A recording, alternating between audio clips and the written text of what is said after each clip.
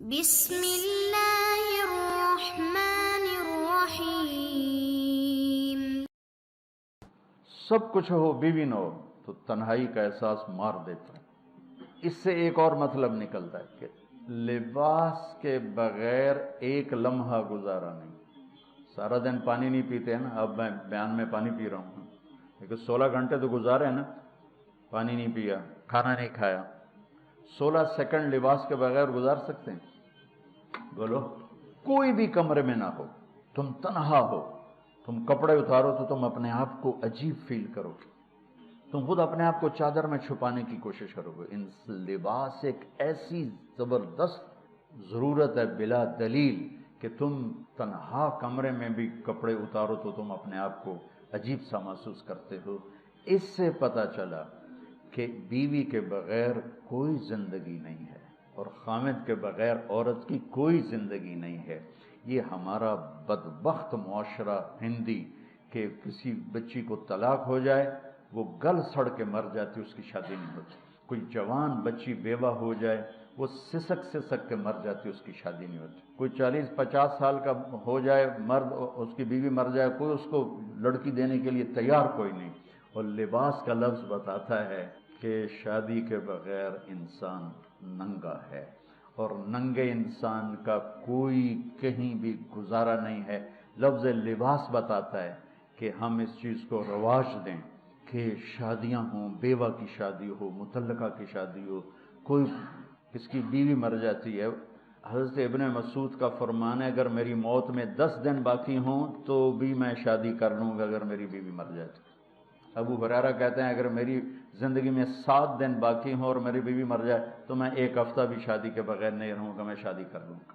تو ہم ایک ہندی معاشرے سے متاثر ہیں جہاں بیوہ کی کوئی سنوائی نہیں، مطلقہ کی کوئی سنوائی نہیں، اور کوئی جوان بھی 2-4 بچے ہیں اور بیوی مر جائے تو اس کی کوئی شادی نہیں ہے، وہ سسک کے وہ بلک کے زندگی گزارتے ہیں۔ ہم لوگ اس کو رواج دیں۔ لباس، لفظ لباس بتا رہا ہے کہ جیسے لباس کے بغیر ایک لمحہ آدمی چین سے نہیں بیٹھ سکتا، ایسے ہی اس رشتے کے بغیر زندگی میں کوئی خوبصورتی نہیں، کوئی حسن نہیں ہے۔ میں نے جیسے کہا لباس سب سے قریب ہے، تو اس کے بعد بیوی کا حق سب سے پہلے آ جاتا ہے۔ ماں باپ کی طرف سے زیادتی آئے تو تمہارے ذمے ہے اپنی بیوی کو بچاؤ، اللہ کے واسطے اپنی بیویوں کی حفاظت کرو۔ ہاں، تمہاری بیوی کی طرف سے زیادتی آئے تو اللہ کے واسطے ماں باپ کی حفاظت کرو۔ تو اس کا مطلب یہ نہیں کہ تم ڈنڈا اٹھا لو، اپنے اخلاق ایسے بناؤ، سپرنگ بن جاؤ، سپرنگ جو پریشر سے کو قبول کر کے دب کر کے نیچے چلا جاتا ہے۔ نیچے جانے میں جڑ جانے کا نظام چھپا ہوا ہے کہ جھک جاؤ۔ ماں باپ ناراض ہو ان کے پاؤں پکڑ لو، بیوی ناراض ہو اس کے پاؤں پکڑ لو۔ ذلت میں عزت چھپی ہوئی ہے، ساری زندگی کا تجربہ بتا رہا ہوں۔ ذلت اللہ کی رضا کے لیے ذلت اٹھانے میں عزت چھپی ہوئی ہے۔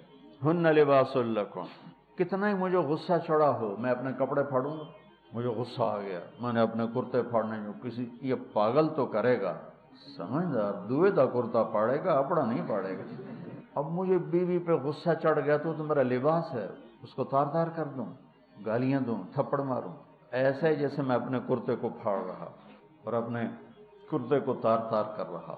بیوی کو غصہ چڑھے تو وہ اپنے کپڑے پھاڑتی ہے۔ کپڑوں کے لیے کتنے حفاظتی نظام ہیں، الماریاں بنی ہوئی ہیں اور ہینگر بنے ہوئے ہیں، کریز خراب نہ ہو۔ میں جب پڑھتا تھا نا لاہور، تو اسکول میں یا کالج کا میں سب سے خوش لباس لڑکا کہلاتا تھا کہ میں اپنی اسکول سے آ کر نا، اب ہاسٹل میں کوئی استریاں تو ہیں نہیں، نہ ہی کوئی نوکر، تو اپنی پتلون کو ایسے ہاتھوں سے استری کرنا اور کر کے پھر تہ لگانا، پھر سرانے کے نیچے رکھنا، پھر اس کے اوپر سونا تاکہ خود بخود استری ہو جائے اور کریز ٹھیک ہو جائے، اور رات کو بالوں کے اوپر رومال باندھنا تاکہ بالوں کی سیٹنگ خراب نہ ہو جائے، کیونکہ میں نے بال بنوائے تھے وحید مراد کٹ بال، 2 فلم سٹاروں کا ہیئر کٹ چلا، ایک دلیپ کمار کا، ایک وحید مراد کا۔ تو عام جو تھے نا بال کاٹنے والے، وہ 8 آنے لے کے بال کاٹ دیتے تھے۔ وحید مراد کٹ کے لیے 5 روپے لگتے تھے۔ 5 روپے اس زمانے میں بہت بڑی دولت تھی، جب $1 1 روپے کا تھا۔ $5 کتنے ہو گئے؟ 500 سے اوپر ہے۔ تو یوں سمجھو کہ وہ 5 روپے دے کر وحید مراد کٹ بنتا تھا، تو پھر میں وہ اوپر رومال باندھتا تھا کہ سوتے ہوئے میرے بالوں کا ہیئر سٹائل خراب نہ ہو جائے۔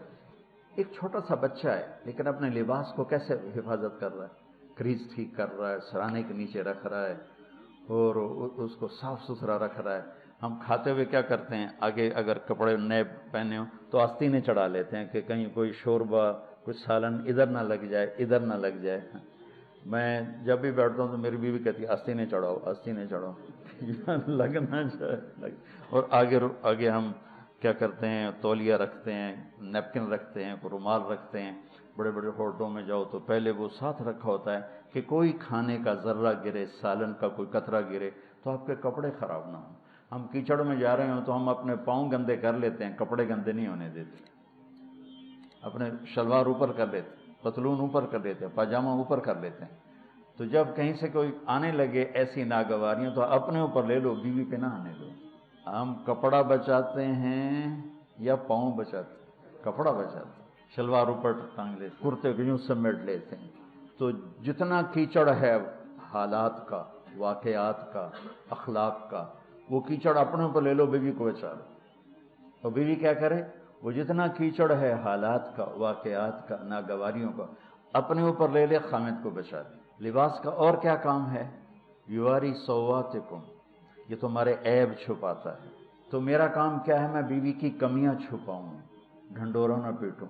بیوی کا کام کیا ہے، خامد کی کمیاں چھپائے، ڈھنڈورا نہ پیٹے۔ دوسرا کام کیا ہے لباس کا، وریشہ، لباس مجھے خوبصورت بناتا ہے۔ یہ ایک واحد رشتہ ہے جو زندگی کو خوبصورت بناتا ہے۔ ہن لباس لکم انتم لباس لہن۔ تو لباس کیا کرتا ہے، زیب و زینت۔ لباس کیا کرتا ہے، عیب چھپاتا ہے۔ لباس کیا کرتا ہے، خوبصورت بناتا ہے۔ تو اس رشتے کو خوبصورت بنانا ہے، بیوی خامند کے لیے، خامند بیوی کے لیے۔ کس طرح یہ رشتہ خوبصورت بنے گا، اچھے اخلاق کے ساتھ، اچھے اخلاق کے ساتھ۔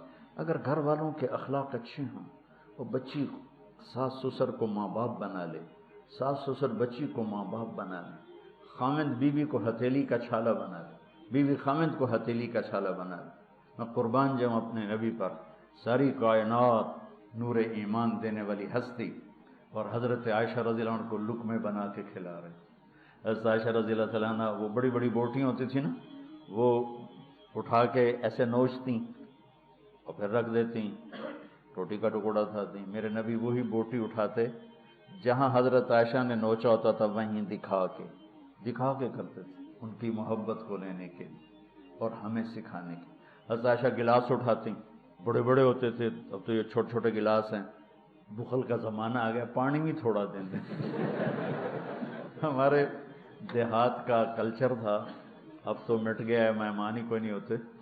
جب کچی سڑکیں ہوتی تھیں اور ذرائع نہیں تھے تو بہت سے مسافر ہمارے ڈیروں میں آ کے رات گزارتے تھے، ہماری پہچان والے نہیں، اجنبی راہگیر، کوئی پہچان والے بھی، لیکن جو بھی تھے، کوئی اپنے ہیں، پہچان والے ہیں، دوست ہیں، مسافر راہگیر ہیں، ان کو رات کو کھانے کے بعد دودھ پلانا یہ ہماری تہذیب تھی کہ جتنے بھی ہیں دیرے میں، 15 ہیں، 20 ہیں، ایک ہے، جاؤ بھائی روٹی کھا لی، ہاں دودھ پلاؤ سارے ہیں۔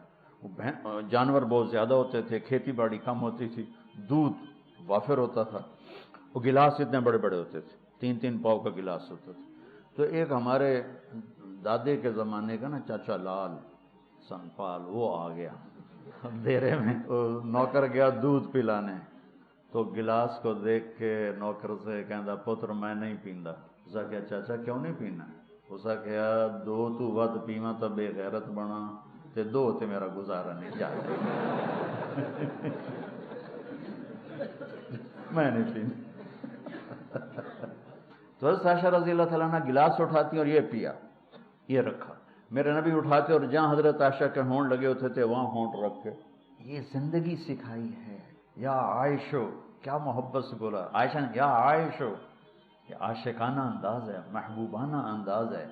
یا حمیراء، عائشہ اور دوڑ لگائیں، عائشہ مجھے پتہ چل جاتا جب تو میرے اوپر ناراض ہوتی ہے۔ حضرت عائشہ نے کہا وہ کیسے؟ کہ جب تو میرے اوپر ناراض ہوتی ہے نا تو یہ نہیں کہتی مجھے رب محمد کی قسم، تو کہتی مجھے رب ابراہیم کی قسم۔ جب تو میرے اوپر راضی ہوتی ہے تو کہتی ہے مجھے رب محمد کی قسم، اور جب تو میرے اوپر ناراض ہوتی ہے تو کہتی مجھے رب ابراہیم کی قسم۔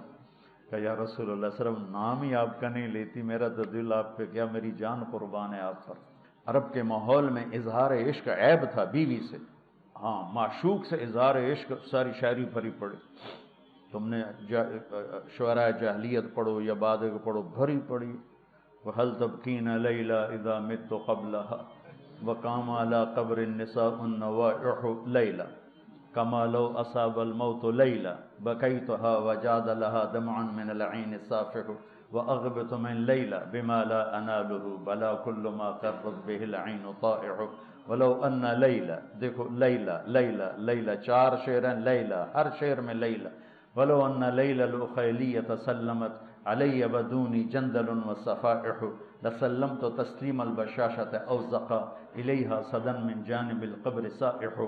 وہ بڑے زور شور سے لیلہ لیلہ لیلہ اپنے اشعار میں کہہ رہا ہے، لیکن بیوی سے اظہار عشق عیب، موت۔ اس ماحول میں جس میں بیوی سے اظہار عشق ایک عیب تھا اور معشوق سے اظہار عشق شاعری بھری پڑی، ترکت ہوا لیلا وسعد بمعزل، کیا کیا خوبصورت شاعری ہے۔ بے بالشموس الجانحات غواربا، اللہ بساط من الحریر جلاببا، حاولنا تفدیتی وخفنا مراقبا فوضعنا ایدیہن فوق ترائب۔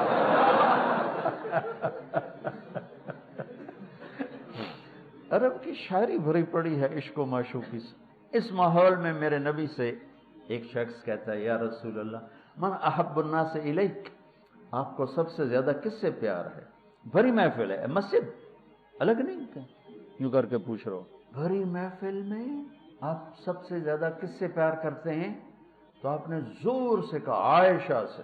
اللہ اکبر اللہ اکبر، ہائے ہائے ہائے، وہ تو ہل گئے، ہلنے کے ان کی تو سمجھ میں نہیں آئی بات، تو انہوں نے کہا یا رسول اللہ میرا مطلب ہے مردوں میں آپ کس سے زیادہ پیار کرتے؟ آپ کو اندازہ ہو گیا بھائی کیوں یہ پوچھ رہا ہے، اس کو ہضم نہیں ہوا جواب، تو آپ نے کہنا تھا ابو بکر سے، تو آپ نے فرمایا مردوں میں عائشہ کے عباس، ابوہا عائشہ کے عباس، کیا زندگی سکھائی۔ ہن لباس لکم وانتم لباس لہن، یہ تمہارا لباس ہیں، تمہیں کتنا ہی غصہ چڑھے لباس تو نہیں پھاڑو گے، تمہیں غصہ چڑھے بیوی کو بے عزت نہ کرو، بیوی کو غصہ چڑھے تو کرتا پھاڑے گی، اپنا دوپٹے کو آگ میں ڈالے گی، اس کو بچائے گی، صرف پاگل یہ کام کرتا ہے۔ اسی ایک لفظ لباس کے اندر زندگی گزارنے کا پورا طریقہ موجود ہے، اور اسی کے اندر بیواؤں کی، مطلقہ کی، رنڈوے کی شادی کا اشارہ خوبصورت موجود ہے کہ لباس کے بغیر تو ایک لمحہ انسان نہیں گزار سکتا، اس کو رواج دینا یہ ہماری ذمہ ہے، اور اپنے نبی کی معاشرت کو بتانا یہ ہماری ذمہ ہے۔ تو ان مسائل میں پڑ گئے جن کا نہ جنت سے تعلق ہے نہ جہنم سے تعلق ہے، الٹا وہ مسائل جس میں زیادہ اختلاف ہے اس میں زیادہ بولنا، زیادہ تقریریں کرنا، اس چیز نے ہمیں اپنی منزل سے بہت دور کر دیا، ہم کھو گئے ہیں، کہیں اور چلے گئے ہیں۔ اس عرب کے ماحول میں میرے نبی نے لباس بنا کے دکھایا۔ صفیہ رضی اللہ تعالیٰ عنہ چھوٹے قد کی تھی، اونٹ پہ سواری کے لیے وہ خود نہیں کر سکتی تھی، آپ نے اپنا گھٹنا آگے کر دیا، حضرت صفیہ نے آپ کے گھٹنے پر پاؤں رکھا اور اس کو زینہ بنا کے آپ نے ان کو اوپر چڑھایا، زینہ بنا کے۔